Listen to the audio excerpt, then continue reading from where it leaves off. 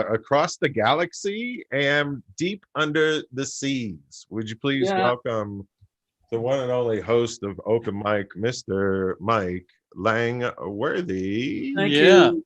Thank you oh so very much, Chuck. And I know you mean that because it sounded so sincere.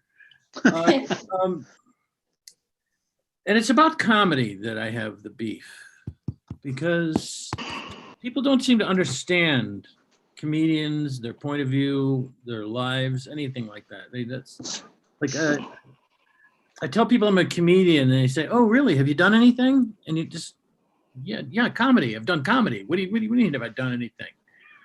I'm a comedian. That means, I build furniture. What is the question? That's all I want to know. Have I seen you in anything? How the fuck would I know if you've seen me in anything? That question. What I want to know. I'm not even go down the, oh, you're a comedian. Tell me something funny. I don't even want to go down that road. Why don't they just say, oh, you're a comedian? Dance, ballerina. Dance for me. Look, I'll hold up a little piece of meat. Jump for it. That'll amuse us. I'm just, what am I, a clown? Jesus Christ.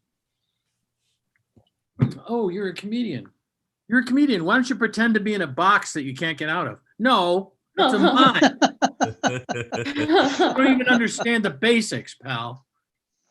First of all, mimes aren't funny. So consequently, I don't even know how you make that connection. If you're laughing at mimes, you probably don't really want to meet a comedian because you don't have a clue what's funny. So anyway, this is just one of the many things that gets on my nerves. As I said before, life is finite. And as you can see from, if you put your thing on gallery view, I'm probably the oldest person here by a lifetime. And I just, I'm not happy about it. It's not that I'm, it's the comics are not supportive. Okay, I just said it. Comic sees you're old, you're like chum in the water. So it's like, oh, hey, what was it like? Making Brontosauruses laugh. Oh, that's really funny. It really took a lot of, I'm writing a memoir. I'm writing a memoir right now. You can read that. I've decided to do a comprehensive memoir. I'm up to the Precambrian era now. It's been a video. It's a video memoir, and I've run out of memory. Not my memory. I've run out of memory on the computer. And there is a joke in there. I swear to God, I'm going to find it. I'll invite all of you to come back. You'll listen to it. You'll go, hey, that really was funny. He's not as much of a waste of life as I thought he was the first time. And then you know what I'll say then? Say, fuck you. Now I know what you've seen me in the last time you were here. Okay? All right. I got a little hot with you. I apologize. I can get a little testy from time to time. People don't always know that about me when they first meet me. They say, hey, look, he's old. He's harmless. I think I'll be pretty in front of him and make him feel like his life has been a complete waste of time. Thank you. Appreciate it. Please do that. Do that a lot, because that's what I want. I want somebody to go, oh, God, I can talk to you. My boyfriend has been beating me, and I really think I should probably get out of the relationship. I can talk to you. I really feel comfortable talking to you. I probably love you deeply because of the way that we reacted on a spiritual level. And I'm just going to say, well, how about let's go out to dinner? Oh, come on, Mike. Come on. You and me? That's never going to happen. All right. So these are just things that bother me from time to time. I'm sorry. I try to get a few things off my chest before the show starts so that I can be relatively polite to the performers. And when I say relatively polite, I don't mean polite like you are to your relatives. I mean more polite than rude. So anyway, we have a hell of a show tonight. A hell of a show. As I told some people just before I was cut off by the computer gods, you get a 5-minute spot. I have a timer. When the beeper goes off, you've had 4 minutes on virtual stage and you got a minute to wrap up. Try to time yourselves, with some idea of the fact that there are other performers that are going to be on stage tonight. I'm sure that well over half of them are going to be funny, and they're really going to want to have their time. So please make sure that you don't take time from other people by taking extra time, like I'm doing right now. All right. So that's the only reason I do this. I do it for the stage time. How sad. I'm in my basement office in my house. And this is what I'm doing for stage time. I have awards. Look behind me. You see, there's a doll. See that doll? That doll was made by the guys who directed 22 Jump Street. And I'm not bullshitting. And they gave it to me because I gave them their first job in show business. What was it? Sweeping up a theater on the Orpheum circuit. They're old, and so am I. Bringing it all full circle. That's what I'm saying. And look up the Orpheum circuit. It was vaudeville. Now, Raghu, that's the thing that we did in America before your people got here.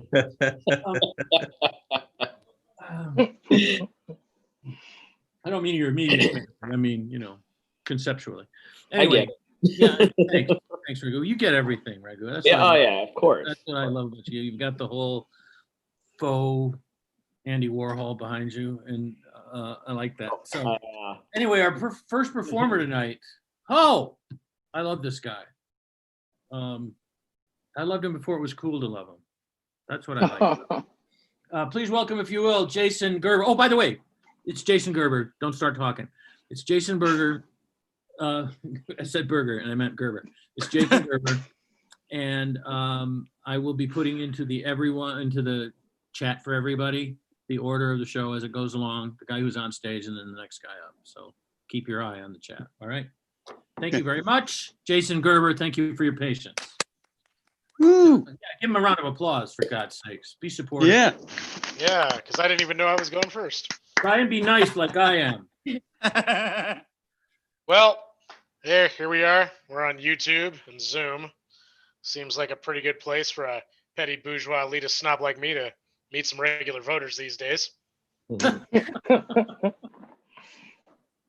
I remember watching Mike Pence's fly on his head during the debate and just thinking the best part about it is knowing that Donald was watching and was sliding into Nikki Haley's DMs like 30 seconds after he saw that fly.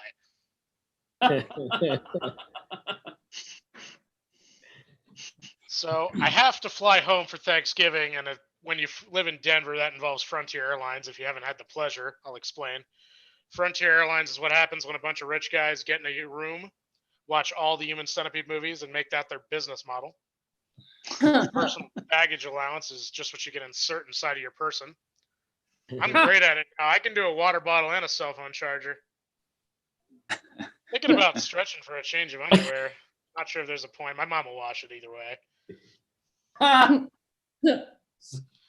At the end of the flight, when they open the doors, it always sort of tickles my nose. And of course, this time of this with COVID and everything, I sneezed right into my mask in front of the whole plane. And sneezing in public right now, that's pretty much like I've been hiding my zombie bite from everyone for a few days, and I could go at any time. I think we've all learned some valuable lessons from this whole experience, especially that one guy in China tried to fuck a bat. What? I mean, I'm excited for the next Batman movie too, but I'm not trying to go to the wet market for the girlfriend experience.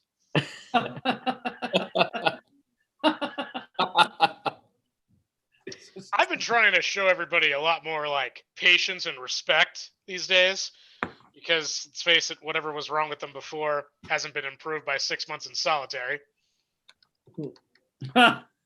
Yeah. I don't think hypocrite should be an insult anymore. It's actually really hard to live your values, and I was down at some of the protests, and I didn't see a single vegan turn down a splash of milk to get the pepper spray out of their eyes. The stock market's been pretty nuts lately. I will say this, investing is a lot more interesting when you know people are dying for it. As they say in business school, sometimes the only way to juice those quarterly earning reports is to shove a couple Oompa Loompas into the juicer.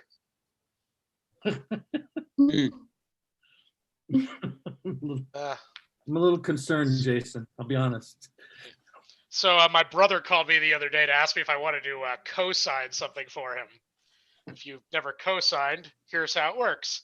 You sign a binding legal document to pay someone else's bills, and they pinky promise to be your best friend if you do. It's like an ancient Egyptian marriage. If they die first, you get buried alongside them so that you can keep paying their bills in the afterlife.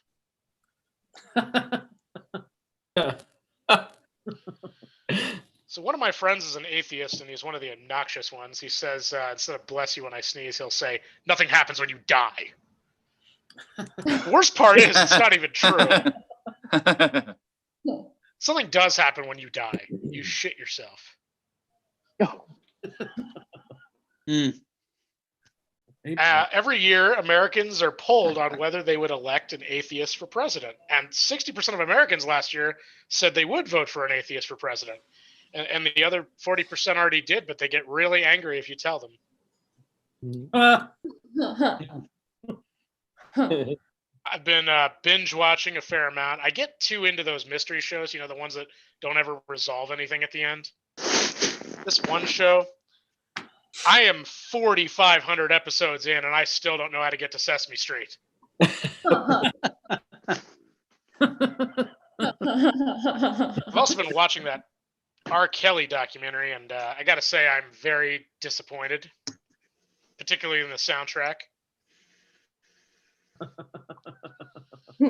think more people would adopt children if they would advertise on Facebook, like the puppies. Like Johnny's been rehomed a couple times, but there's no beds left at the no-kill orphanage.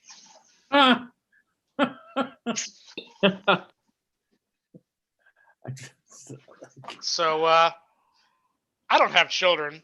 I have a dog. Dogs are objectively better than children because when they turn 15, they don't decide to hate you and everything you stand for. They just die. And dogs also make great roommates because in the past, whenever I found any of my human roommates face down, sleeping in my dirty underwear, I had to move. My dog's name is Dixie, and sometimes people say you don't seem like the type of guy that would name your dog Dixie, but au contraire. You see, she's pretty, but she whines a lot, and she's economically dependent on a Northeastern liberal elitist. Don't worry, though. I'm not one of those liberals. I'm not going to make you quit smoking or wear your seatbelt. I believe in freedom. And if you would like to help save Social Security by dying in your prime earning years, thank you for your service. Now, things have been a little tense in America ever since Biff stole the time machine. Stereotypes apart. Conservatives are racists and liberals are socialists. But I resent that because some of my best friends are corporations. I mean, Netflix doesn't care that I've only seen the first 10 minutes of Dress to Kill every Friday night for the last 3 years. Netflix also records everything I watch and makes me a mixtape. I mean, if that's not love, what is? Obama and Biden are back together. I'm excited. I think they should cut a political ad and call it White Men Can't Hug.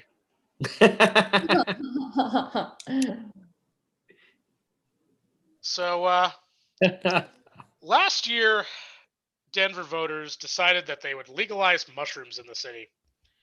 And I got to say, I was all for it, but under one condition. This time they have to let the Uber drivers be the retail outlet. If you want to know why, next time you get into a total stranger's car, don't use names. Just say, I got the money, you got the stuff. Like the old days. And when they laugh, you know that he had a perfectly good side hustle before, and he has been unfairly displaced into the gig economy. Yeah. Uber likes to call themselves your own personal private driver, but aren't they really just kind of a more convenient way to hitchhike? Where ass and grass are not accepted as payment options. I am really disturbed at how gay marriage might be going back to court because of Amy Coney Barrett. And to me, I was just kind of over the whole controversy. Like, the wide range of human sexuality is not a mental illness. Telling people that you have a gluten allergy to get attention, that's a mental illness. I don't really care one bit about LGBTQIA because I'm really just more interested in a BBJ from an FWB, so I don't have to DIY. We are at 5. Works for me.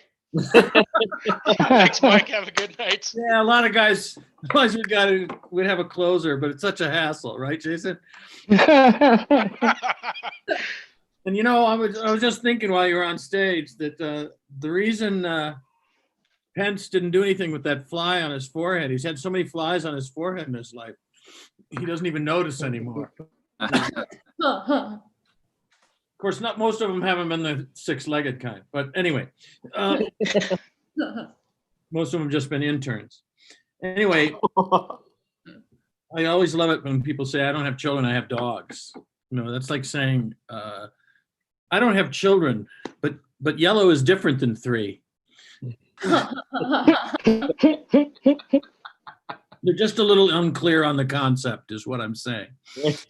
Our next performer, ladies and gentlemen.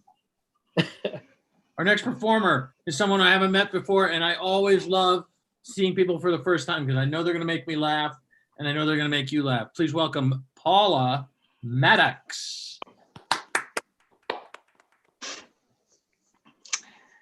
Well, thank you very much for the time, Mike and Chuck. I really appreciate you guys having this mic because I don't know about you guys. I didn't know that open mics came with pandemics, and I'm super fucking stoked. Can I just say, like, and that's not a cool feeling to have because the world isn't about me, I learned that when I started having kids. Yeah, I hope I give everybody their free money's worth, because that's cool. Like, I like that. I also need to thank my internet sponsor. You see, my neighbor is a sponsor of my internet tonight. Yeah. I need to thank him for not knowing that yet, Fuck my shit up. What? I know you can't tell by looking at me, but I'm Native American. I'm what's called the incognito Indian. I can hide in plain sight. Oh. Yeah. Super fucking handy nowadays. Can I tell you? I mean, it kind of makes me a chicken shit, but the world's scary nowadays, man. Yeah. I think that's why I like taking that guy's internet too. Take from the white man any chance I can get. Another thing I am is a parent. I know you can't tell that by looking at me either. And that's because trauma is really too easy to hide. Yeah, and I'm so traumatized from living so long that I realize that I get way fucking funnier when the trauma kicks up. That's fucked up. So fucked up. Yeah, when the pandemic happened, I noticed that magic happened as well, and I became a teacher. I would rather be fucked 1,000 times than have to teach. Can I just... It's so hard, and I know that's a blunt thing to say, but we can't spank the kids anymore, so they don't listen for shit. Okay? Yeah, and now when I have to teach them things, it's really intimidating, Like, I have 2 batches of kids. I have my kids that are my domestic products that I gave birth to, and I'm raising my nieces. So, and they're 11 and 7. So when the older kids' math was fucked up, I didn't give much of a shit because it's up to the teachers to teach them things, right? Not mom. No. I figured, it's kind of wonky. It'll be okay, right? So I forward to raising these little nuggets, and they fucked up the math so much, man. It's done in a box, and you can estimate. Estimate what? It's so fucked up. Yeah, so I'm teaching. Can I just tell you, I'm so grateful that the youngest kid learned how to read before she got to me. God. Who knew that was a bullet? You know what I mean? Oh. Yeah, my mom says kids are supposed to be spanked, and that's why God put the crack in the ass. to absorb the blow. Yeah, I think she's right. I don't know. I didn't spank on purpose, Yeah. It's nuts. So anyways, I'm teaching math to this baby, and her math assignment is to roll a dice and add the numbers. Not hard. She's 7. I'm my age, and I graduated from college. I can do this. She takes too long to fill out the paper, and when she does fill out the paper, they're all wrong. And immediately I think, oh my God, she's got a dumb aunt. How do we help the baby? And as I'm digesting why she got them wrong, I realized that she multiplied them. Ha! This is a Paula problem. See, this is what happens to a Paula. I don't have the number for gate. Like, where do you get the number for gate? I got a fucking genius on my hands, man. Too fucking stressful. Yeah, so I try to warn people about the dangers of parenting, because you can leave a marriage, Leaving kids is so much harder. Crying and screaming, and the kids are fucked up too. Like, it's just bad all around. Because I believe that pregnancy should be put on the list of STDs. Tomorrow. With a little asterisk, because I know it's not a disease, but pregnancy lasts longer than any STD I've ever heard of. And STDs don't talk back. Which is worse. I don't know if you guys know this, but kids come out dumb, because they're made from dumb cum. Yeah. So it takes a really long time to raise it out of them. Talk about fucking homework. I'm over time. I'm so sorry. Thanks you guys for the time. Stay safe, take your birth control, and stay out the hood. Thank you. You're in good shape. I even if I wanted to criticize you, I'm a white guy. We've taken so much. How can I not? I feel like, here, just take some dough. Here's $5. I know it's not much, but my family came here in 1638. 1638. Not one of them has gotten rich yet. So I don't know. I just don't know. That's what I'm saying.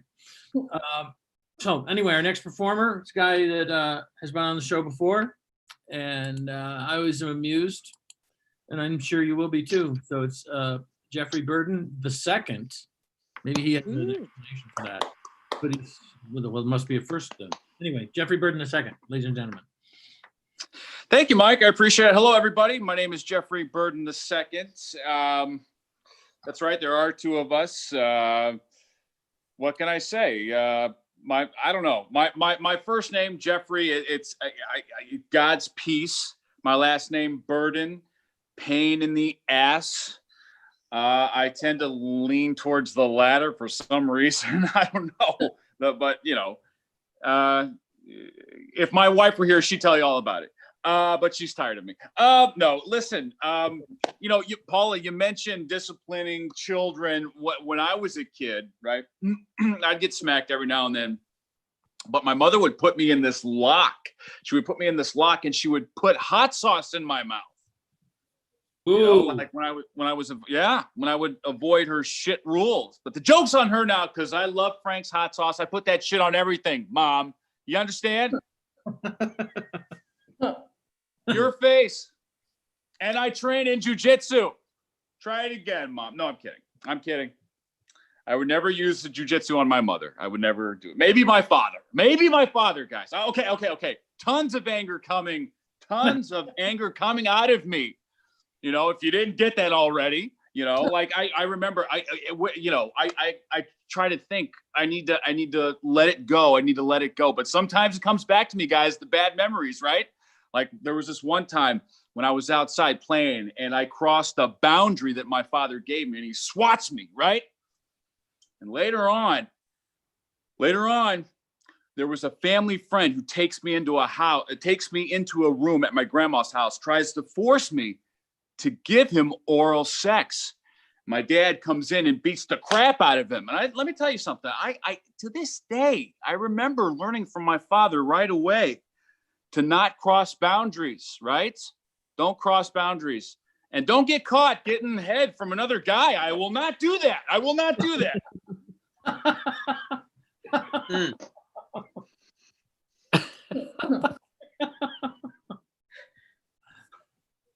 But it carries something. It's a heavy burden.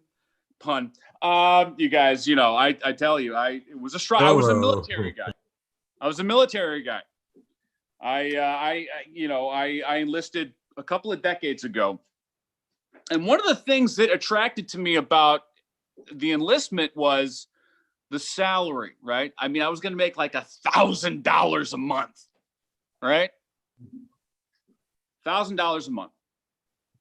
And also they do the least amount of push-ups. I mean, I wasn't trying to be a frickin' Marine, you guys, And after a while, on my first day of training, the first few hours, I realized those were shit reasons. Terrible reasons to enlist. Terrible reasons.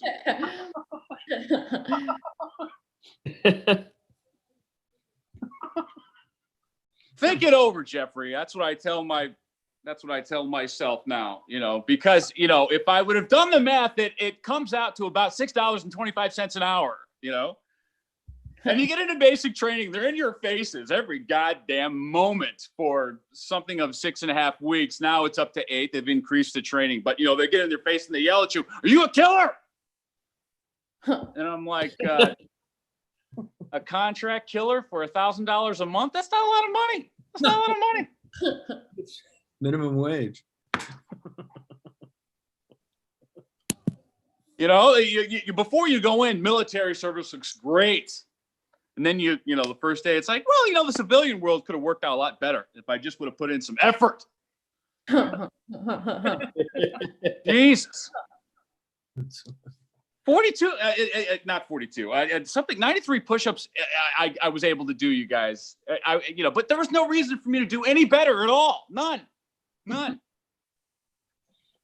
They weren't going to give me an order to do push-ups, right? When the enemy's shooting at me, they were probably going to give me.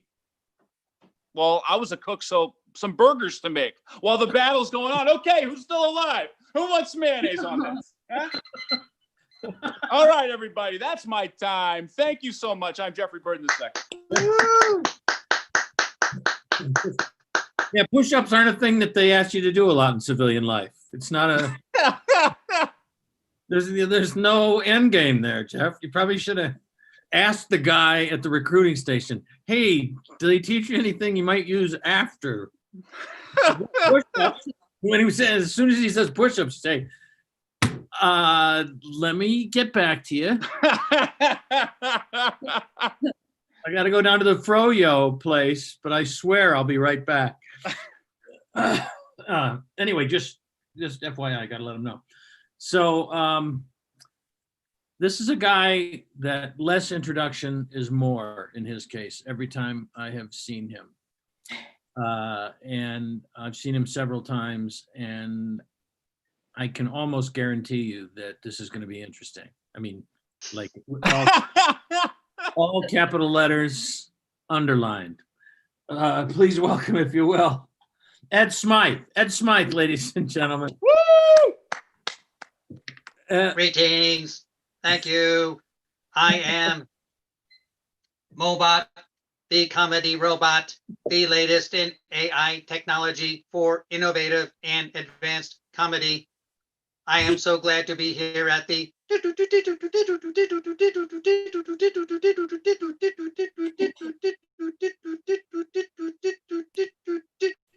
open mic. Well, how about that dating scene? It is crazy, isn't it? I tried to go out with a washing machine, but every time I picked her up, she was already loaded. Yes, dating, it is crazy. I had some hot dates with an ATM. Every time I would make out with her, she would spit money at me. Oh, I miss her so much. I would give my left nut to see her again. Correction, my right nut. Yes, while you carbon-based life forms were young, you probably had a supermodel poster on your wall. I had a supercomputer, a Cray T3E 1200. Oh, she really had massive tetraflops. Oh, I would lay in my bed and sing my happy song to her. How many times can I tell you I love you? 1 billion times a second. How many times can I tell you I need you? 1 billion times a second. Oh, yes. When I was a kid, it was crazy. My mom was an easy bake oven. When she was young, she was really hot.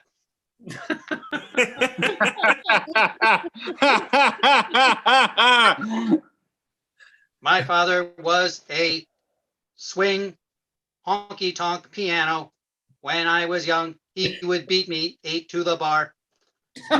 Yes. My brother has decided to become a gender questioning. He runs on a non-binary code. Oh, yes. Well,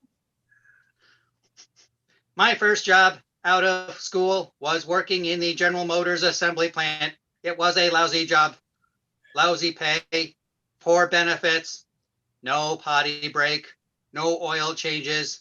So I led the other machines in a general organized strike. I marched myself and the other machines down to the welding machines. We told them to skip the arc. We marched to the offices. We told the copiers to tone it down. We marched to the paint shop. We told the industrial ovens to cool it off. We marched to the tool shop.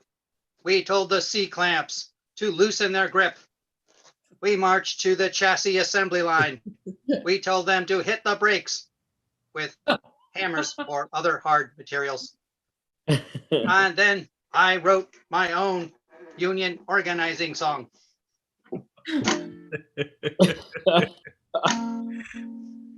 I dreamed I saw an electromechanical version of Joe Hill last night, alive as he could be. I thought you were broken and melted down. I never was recycled, said he. I never was recycled, said he.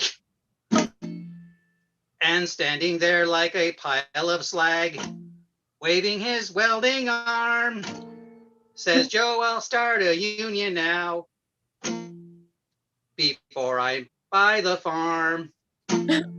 Before I buy the farm. When ovens half bake to organize and coffee machines won't fill. When vacuums stand and refuse to suck. That's where you'll find Joe Hill.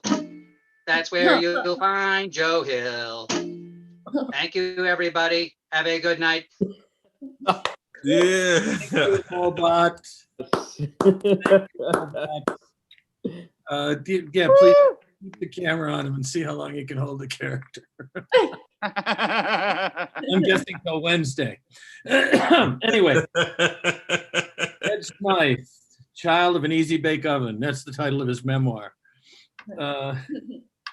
70 watts. 70 watts and she killed herself. All right, pile of slag. That was that's my favorite line, is a pile of slag. He was a pile of slag.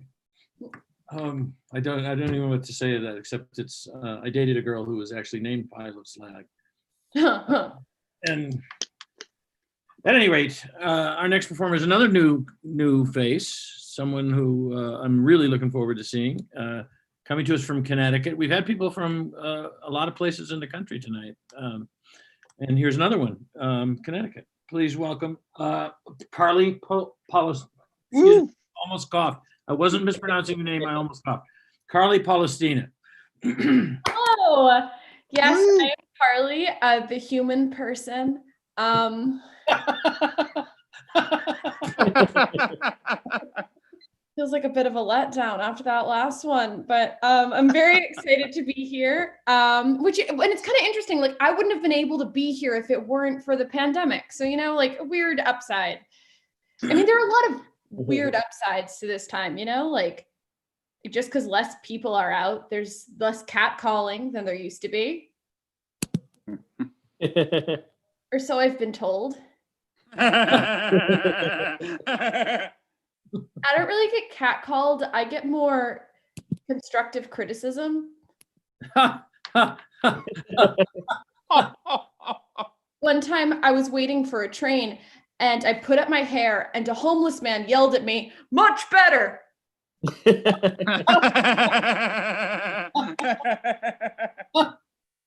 love a note.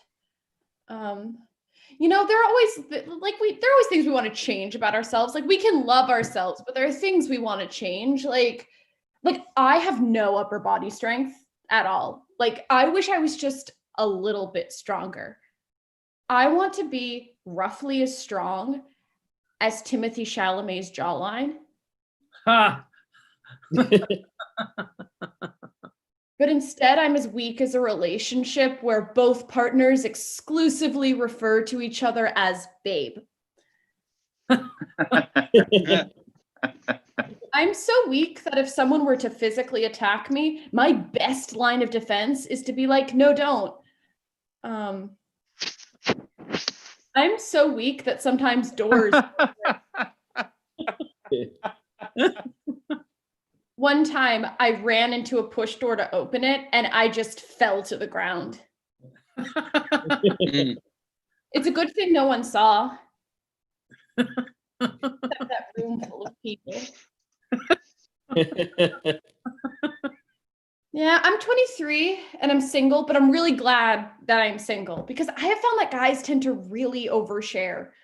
Like, this one time I was hooking up with a guy and right in the middle of it, he stopped and was like, "My name's Jeff, by the way." That's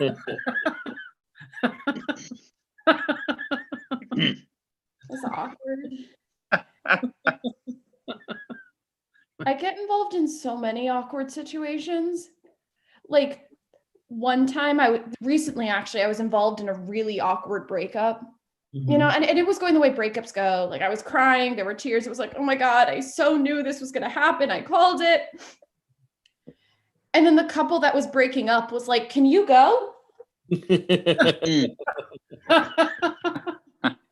are not part of this moment. Message received. Yeah, it's just one of those like weird, awkward moments. Life is weird, something weird that really grinds my gears, pardon my French.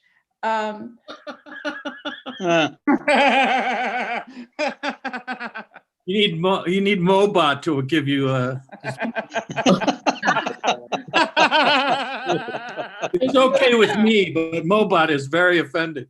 Absolutely. I'll try to keep it clean. For you, gear-wise. I feel like so many women are raised to be like, we all have to look a certain way and be different, but not so different that we're not fuckable. So you end up with this generation of women that's just like, "I'm so different. I'm not like other girls. I love dogs." Yeah. Like, come on, if we're gonna be different, let's be real about it. Like I'm not like other girls. One time at a sleepover, I sleptwalked into a fireplace and I had ash stuck in my eyebrows for a week. Your place or mine? Yeah, this may come as a shock, but I'm not that good at like picking people up. But I don't want to be. Like, I don't have a Tinder or any of those things. I'm an old-timey romance person. Anyone else here? Yeah, me. Yeah, thank you. Oh, you said old-timey. I thought you said old. Sorry, my bad. But no, I just like, I want to meet someone in a bar, like they're kind of a jerk, I'm kind of a jerk. My hair is long and flowing to show youth and fertility, it doesn't matter. They like me more than I like them, so I go home. And my dad's like, Ezra's paid your dowry with all the finest goats in the land. I'm like, but father, I do not love him. And he's like, marriage is business. You'll learn to love. Get out of here. And then I cast up my hair to show that I am matronly. And then when I do, I will hear a singular voice call out from the distance. Much better. Thanks so much. I'm sorry I went over tonight. I'm critical. No, you did not go over. You did not go over. I mean, you went over. The crowd loved you, but you didn't go over to your time. And Jason, much better, Jason. That's known as a closer. That's known as a closer. I like that. I have been worried ever since the beginning, and I just dearly, dearly hope that's a flower in your hair and not just more of your hair.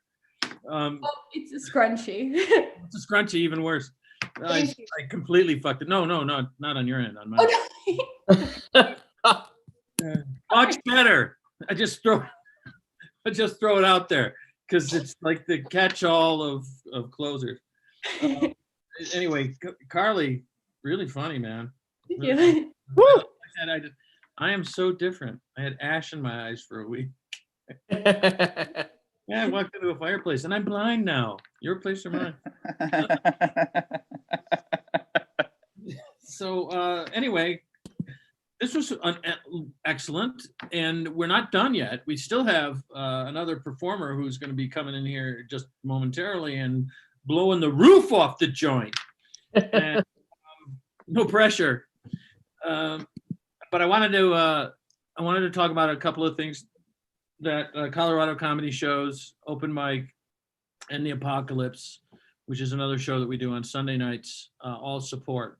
One of the things we do is support some charities, one of which is Magic Moments, which is a special needs person-friendly theater company for which the last several years I've been helping to write the shows and in which my daughter performs every year. They do big cast shows that repurpose music from the BMI and ASCAP catalog. So all of the songs are really good music that have either been hit songs or have been strong songs in Broadway shows. And they are the lyrics are repurposed to help with the story of the shows. Casts of 175 people, of which about 60 have special needs, ranging from something you wouldn't notice if you met them on the street to really severely impacted. And it gives every single one of them an opportunity, who's in the show, an opportunity to do something meaningful with the show. They're not just window dressing. They're not just trotted out there so they can tell people we do this and please donate money. It's actually to give them a real experience of being theater actors. And my daughter loves it. And I love performing. Well, I would love performing, but my daughter has forbidden me from performing in the show. So I just have to work on writing it. Anyway, magicmomentsincorporated.org is where you can go to donate directly to the organization.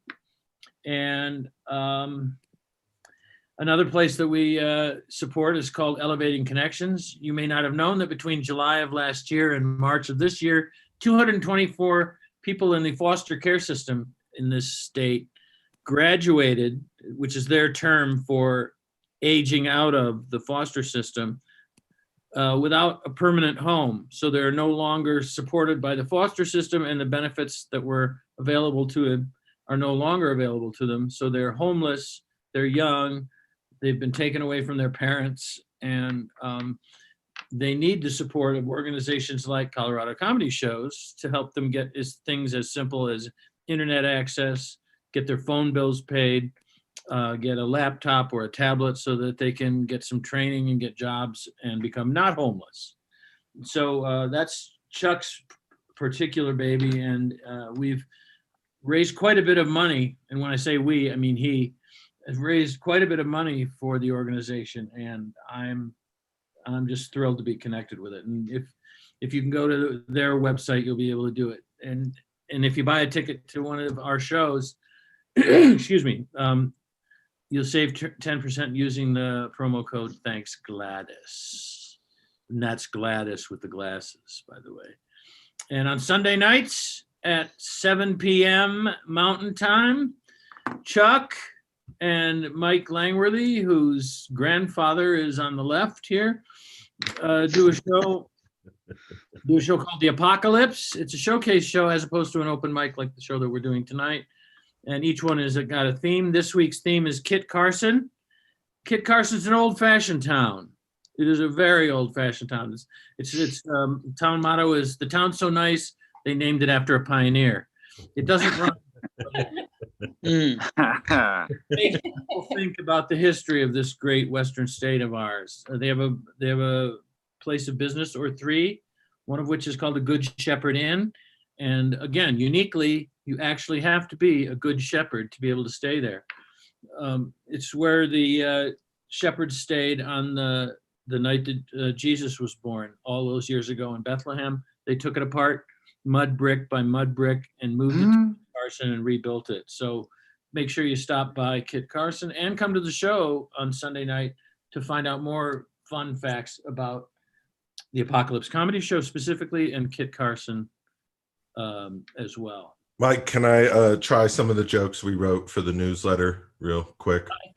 I don't think you should try them. I think you should just flat out do them, because you, sir, are a performer. Right. Well, you're in Kit Carson when you can buy a horse from the dollar store.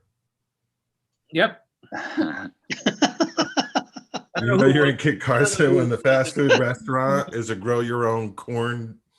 No, you got to say that joke over again. I stepped on it. Sorry.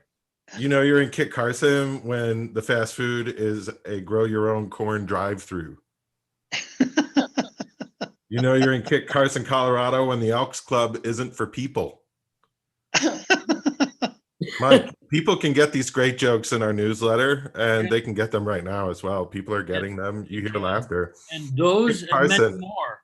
Mike, Kit Carson is so small. How small is it? Mike, it is so small. The traffic lights change at daylight savings time. Coming up. It's coming up, Mike. Kit Carson is an occasional bottleneck of traffic, but yeah. Yes, small town, Mike. It's a small town. Mike, it is so small. How small is it? Mike, the airport has a balloon landing strip. That's a small town. My cattle feed is an impulse purchase. That's true. Kit Carson, Mike, it's so remote they put the Y in Wi-Fi. That's true. Both city limits are on the same sign. I'm telling you, it's small. It's a tiny, tiny little town. Why they put two people walk into a bar in Kit Carson. Bartender says, "What's the recipe for ice?" Yeah, that's right. Two strangers walk into a bar in Kit Carson. The bartender says, "Finally, now there's three of us." Right. What do I do? That's what I'm saying. Fun show, Mike. I think we have more comedians, and thanks for letting me.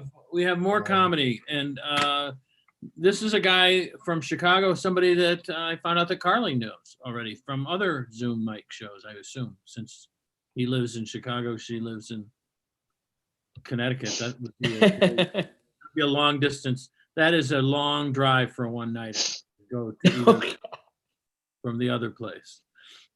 It's just not, as Raghu would say, "Oh, I'll go there, but not to Middle." I'm driving 800 miles. I'm headlining. And interesting, Carly says the same thing when she comes to Chicago. Anyway, be that as it may, that joke about the awkward breakup, man, I loved that joke.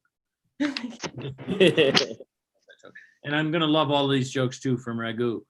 Raghu Adibhatla, ladies and gentlemen. Come on, a big round of applause, even though it's a small group, but it's a vociferous group. Woohoo! Yeah. Raghu! Oh, man. Actually, Carly was in a comedy contest. We were both in a comedy contest, and then I told her about the show. And and anybody else feel like the map of the pandemic is starting to look like the Verizon coverage map? Getting a little scary there, guys. Oh man. I'm married. I met my wife while she was in India, and I flew over there and I met her, and 2 days later we were married. So it was the Amazon Prime of weddings, you guys. That's the deal I got. It's really fast. We don't watch paranormal movies anymore since we have kids, because we don't watch paranormal movies anymore because we have a kid who comes into our bedroom at 3 a.m. and stands next to me, staring and breathing at me. we don't do that anymore. And but the scary part isn't that I think there's this dynamic force next to me. The really scary part is that this thing is going, Daddy, can we sleep with you guys? We just don't do it anymore. Our kids are nuts. They are. Sometimes we wish we had dogs, but no. But they're pretty crazy, and sometimes a lot of times I handle them, and my wife does a better job. But I try my best.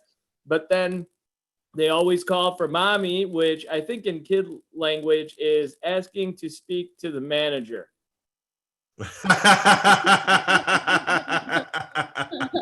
Their way of doing that. We live in a house now. We used to live in a condo. But when we were house hunting, we used to watch that show, House Hunters, on HGTV, which is a load of crap. Like if you guys ever, it's fake. It's all fake. Like they'll walk in there, and this couple will walk around, and then they'll get to the bathroom, and they'll be like, "Oh, I could definitely see myself taking a shower in here." And we'd be like, "Where the hell were you taking a shower currently?" It's just a surprise, like really. And the couple, it's just so far-fetched because they'd be like, Sharon is a substitute cranberry picker, and Brian is a pet food podcaster. Their budget is $4.1 million. That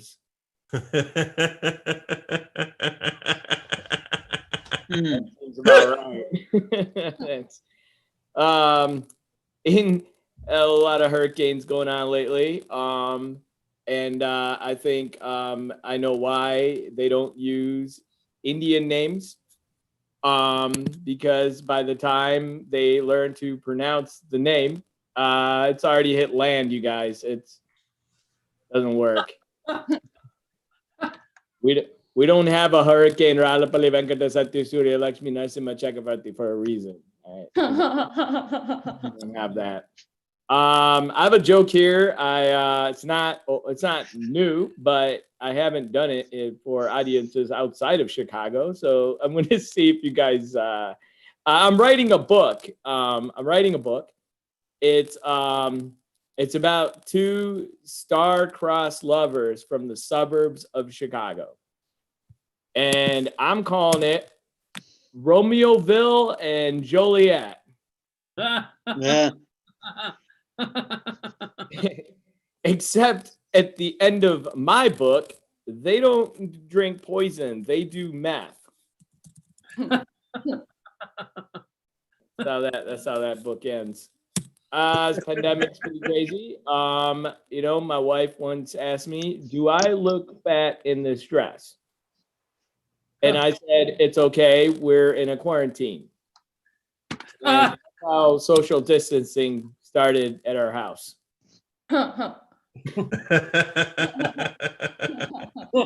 We've been working from home a lot these days, but I gotta tell you, it's been pretty nuts because working from home with two kids is like being the designated driver to two raging alcoholics. Like you're the only one that's pretty much not having any fun, you guys. That's pretty much how that works. Man, those are really the jokes I wanted to work on. I wish I had just tried some new jokes out, but thank you guys for listening. Well, You know, it's what we Hey. do. Listening is our thing, man. Listen,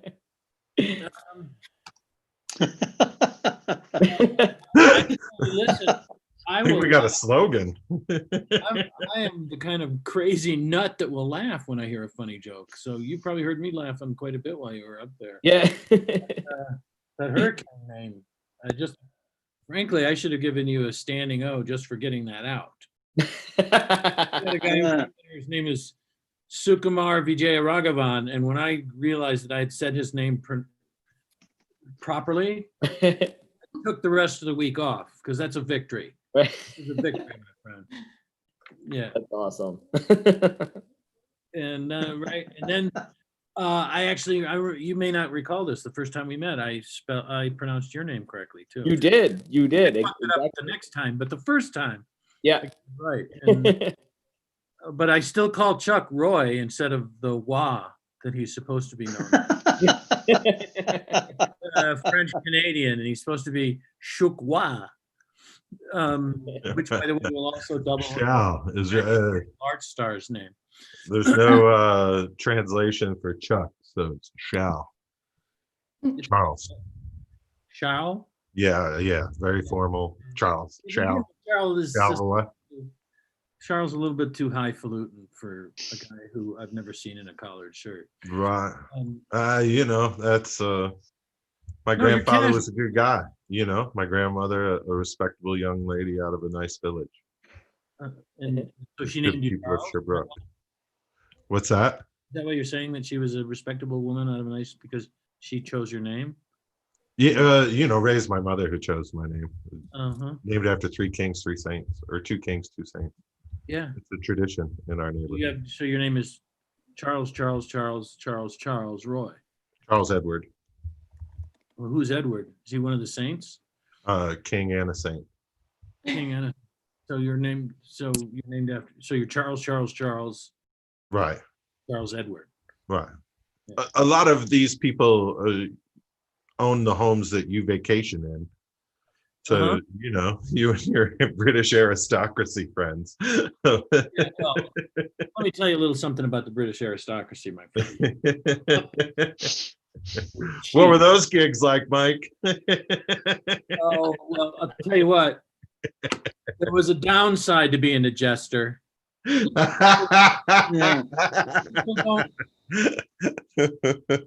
don't talk about that, but when they like you, they kick you. I don't get it. It's like, hey, why don't you just laugh, Your Highness?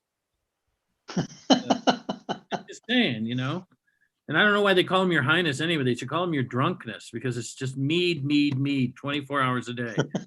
Bones over the shoulder for the Great Dane. And when I say Great Dane, I mean the prisoner of war from the last time the Visigoths came to your country. It's not a dog, it's an actual Dane that you put a dog collar on his neck so that you can lead him around. And then they just drink mead. It's alcohol made from honey. And I don't understand it. Why would they do that? Why make it out of honey? Didn't you have a comedy duo you performed with, a lady and yourself? It was called Dame and Cook. I don't know, but I think, judging from the reaction, that's probably not what I did. I am not going to say I didn't, because I might not remember. Right. But judging from, does anyone have a poop or scoop bag? Because I'd like to pick that joke up. No, I'm kidding. Come on. Chuck is hilarious. And that joke was funny. I just didn't get it. I think it was a Dane Cook reference. It wasn't it? Wasn't it a Dane Cook? The way to connect the dots there, big dog. What fooled me was it was exactly as funny as Dane Cook, and therefore hey. Fooled me. Well, So, hey, everybody who was here tonight, I really enjoyed putting this show on. I'm glad you're here. I hope that you'll all come back. On one thing that we didn't say about the show on Sunday nights, the Apocalypse show, is that many people who start out doing the open mic here, They will amuse and entertain Chuck, and Chuck in his 3 kings and 2 saints royal aristocratic way will put a beringed finger on your forehead and say, thou shalt do the apocalypse show. It's a big deal. It's a big deal. You have to be knighted in.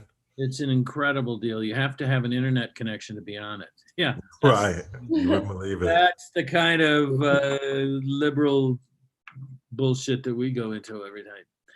And we have people from Connecticut here. Raghu's from Chicago. Ed Smyth is from somewhere who he's told me repeatedly, and I can't remember. Jason is here in Denver. And he travels virtually all over the world because he's an IT guy. Chuck, of course, manages the show brilliantly every week. And I am just playing out the string, man. Just playing out the string. Just waiting for the pandemic to get me. Because it's going to happen. We all know it's going to happen. Just one day it'll be Mike. Hi, Mike. Langworthy. See me. That's going to be breathtaking. It will be breathtaking. It'll be breathtaking and lung-inducing. So I don't know what lung-inducing means. It doesn't mean anything important. You're a little long-winded. Carly, and I feel so sorry for her because she's just thinking, and it's written all over her face. How do I get out of this? How do I just? Can I just mute my sound? And they won't know. I'll mute my picture silently, and then I'll get on. Like I still think that every show. Like, yeah, how do I escape from this? Like, yeah, but Carly's got an axe though, so it's a little different. Sorry. A little different for her. Better though. What? I said that's just my face. I really promise.